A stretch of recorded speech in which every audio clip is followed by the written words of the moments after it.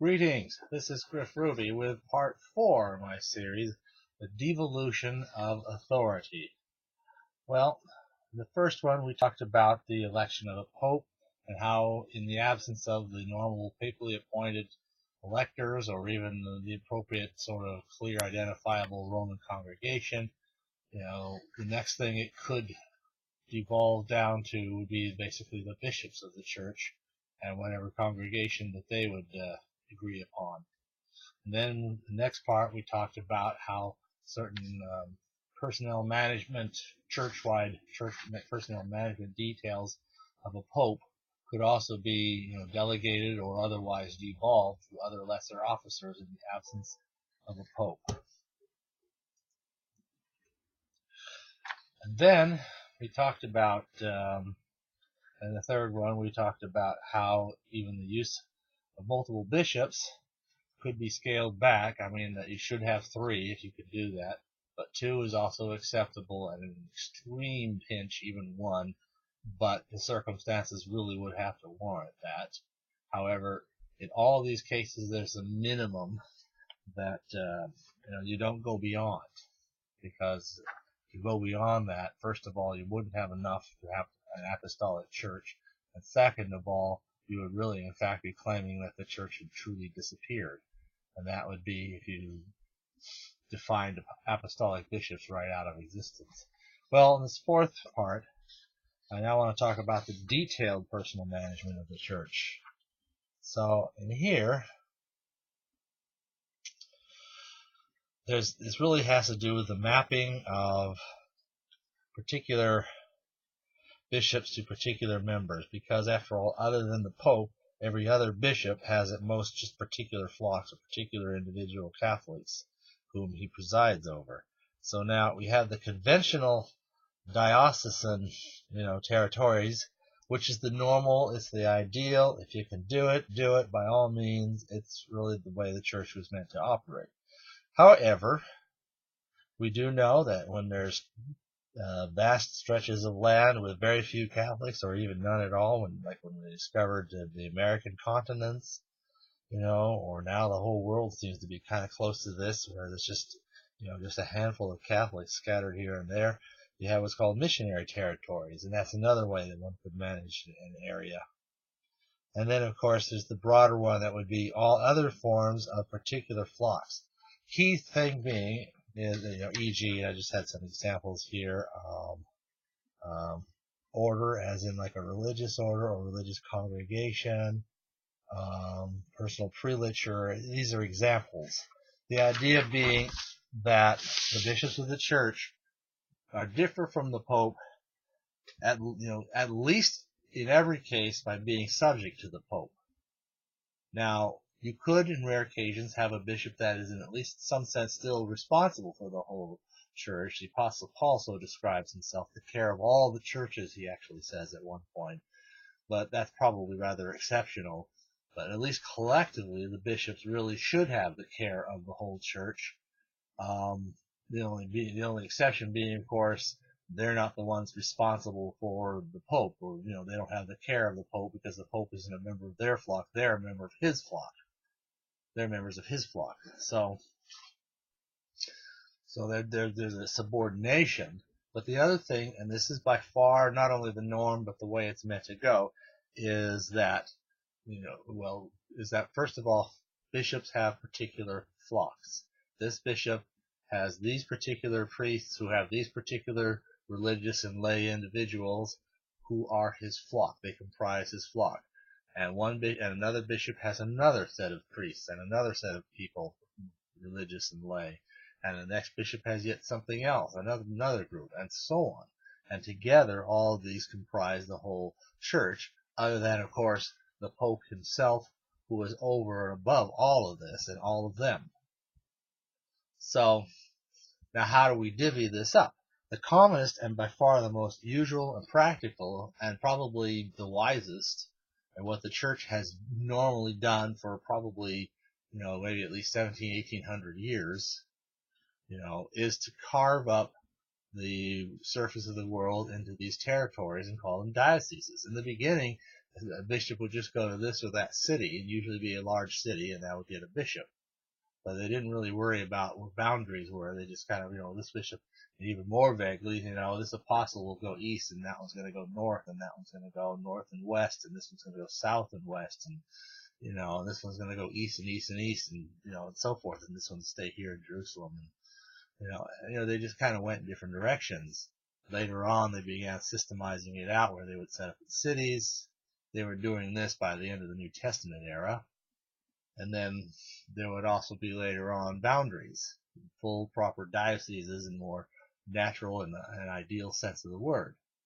Now, the boundaries of the diocese could often follow various other boundaries, like physical boundaries, like mountains or rivers, or even political boundaries, like between one nation and another, or sometimes even just cultural or ethnic boundaries. They might be in one nation, but you kind of got a bunch of English speaking over here, but a bunch of German speaking over there, let's say, and you might have, the English speaking with one diocese and the German kind of on the other side of this kind of arbitrary line of where, one kind of forms a semi-ghetto and the other forms another semi-ghetto. The German, they'd have another bishop. So you'd follow these kinds of lines.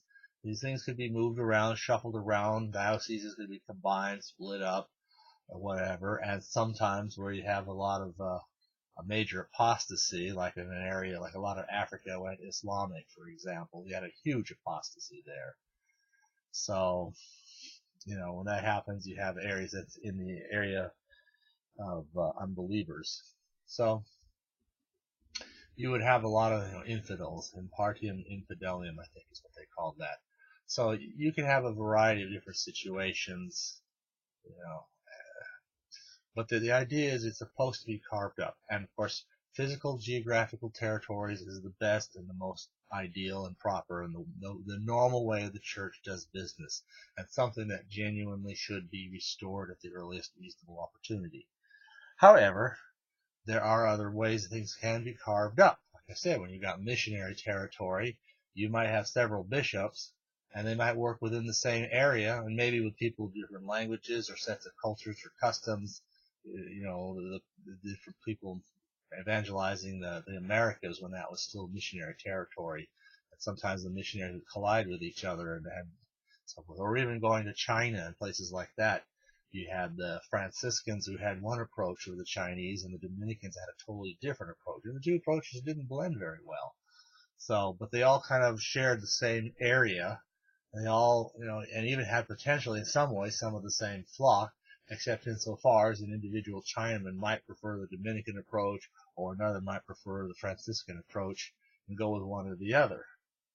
And so you could have these kinds of things that happen among the bishops. But at the bare raw minimum, you still have individual flocks of some sort, and that's again with bishops, with truly apostolic bishops leading them. Now today, the flock, sometimes they would follow particular rites of the church. Religious orders, of course, kind of have their own boundaryless jurisdictions, and so forth. Someone with like a personal prelature or a religious congregation, you see. And what we have today, whether it would fit neatly into any of those categories or not, remains to be seen. But it would be something along those lines. And even if it's a new category, the church certainly has that ability. That would go back to the second ability I talked about, the kinds of things that a pope could delegate, and therefore could also be delegated by circumstances to any apostolic bishop. So, once again, you have a norm represented by the solid line. If you can do it this way, that's the way to do it. And then you have the other fallbacks. If you can't do this, then at least this, or if this isn't realistic, then at least that, absolute raw minimum. You always have at least something. You can't go outside that absolute amount, because that would be like flocks that don't have bishops, or run by what, laymen, even a priest. That's better than nothing, but that's not really a flock, properly speaking. You'd have some priests that are kind of independent. The church set them up in some place, and then the bishop there defected, abandoned his flock basically by going to the Novus Ordo religion, whole hog, and yet this one priest here or there would continue the faith. And he would have the jurisdiction simply that the church gave him, only he's been bereft of any episcopal support. So he's kind of on his own. But those guys have pretty much almost died out. There's only a handful of them left, and they're all very, very old. And before long, they too will be fully all gone. So, again, that can't be the whole church for two reasons. One, they're only priests. There have to be bishops. And two, they're about to die out anyway. And, call it a prediction or whatever. I have every belief, I have every confidence that the crisis will still be with us when all the last of anybody you could point at in that way has all died off. The crisis, as we know it, will still be here. Call that a prediction that I make. The crisis will still be here. So, that said, I think we can summarize all of what we've been saying here in this whole series, because I want to conclude with this section here. It's a 4-part series on the devolution of authority. We indicated that authority, when the normal person or sort of person to do a normal sort of activity is not available, or the normal sort of activity cannot be done, there would be fallbacks. And in each case, I was able to illustrate 2 fallbacks. They would be successive. If the normal is not possible, if the normal is possible, the fallbacks generally wouldn't be acceptable. There could be some exceptions. A pope, though alive and ruling, could designate a patriarch or major archbishop to name the bishops of his particular right, for example. Or even just allow by custom apostolic bishops, any apostolic bishops, to be the necessary approvers for future apostolic bishops, just by some ancient custom established from the get-go. So, you could still do that even though you still had a pope. So sometimes you could have the other recourses, especially if the pope specifically allowed it. If the pope isn't there, you still have these fallbacks. If the first fallback is possible, if there's a patriarch who can do it, he must do it. If that is not possible, then you'd have the second fallback. And the second fallback in every case involved the presence and participation of truly apostolic bishops. They have to be validly consecrated to the fullest degree of holy orders, and they have to be, of course, really Catholics. They can't be heretics, and visibly so, to say. They can't just be someone that, we can't prove that so-and-so is knowingly and deliberately a heretic, so even though he goes with this, no. A person like that, even if you allow that he's really sincere, doesn't mean any harm, hasn't deliberately believed a heresy, he's still not a Catholic leader. He might be individually, subjectively a Catholic at heart, soul, but he's not a Catholic leader. He can't lead the church. He cannot legitimately hold a Catholic flock. And in fact, anybody like that as exists in the Vatican apparatus today, apart from maybe 5 or, a handful of the very, very oldest, who are all retired anyway, would also have been appointed by a heresiarch, and as such, you wouldn't get an Orthodox man except by mistake. So it would certainly behoove a reasonable pope to go through and just blanket nullify all of them. So we can regard them as null. We don't need to wait for that to happen. When the pope comes along, when there's a pope, of course they'll be nullified. That's a given. That's from the get-go. So we had a couple of fallbacks that, if the main one isn't possible, or like if it's the pope and the pope allows it, and delegates it, could also allow it that way. You have the first fallback, and then there'd be a second fallback.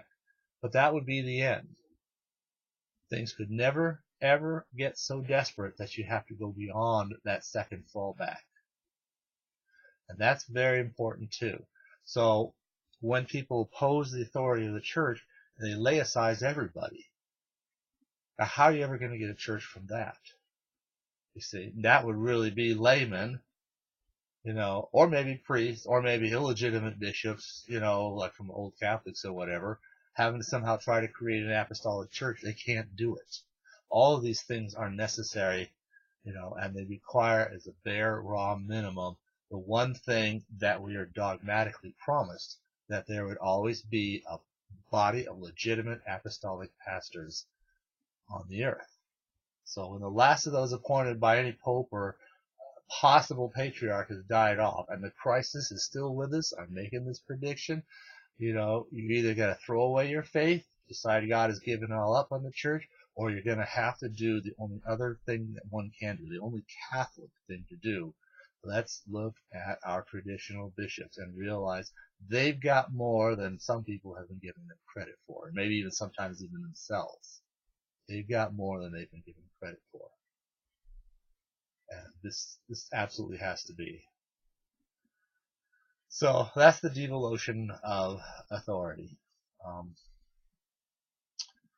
That could be a good object for a good, serious, PhD thesis. Obviously, if I wanted to make a thesis, I'd have to provide a whole bunch of citations and so forth, not just show the logic of it. I think for most things I've said, citations are readily available.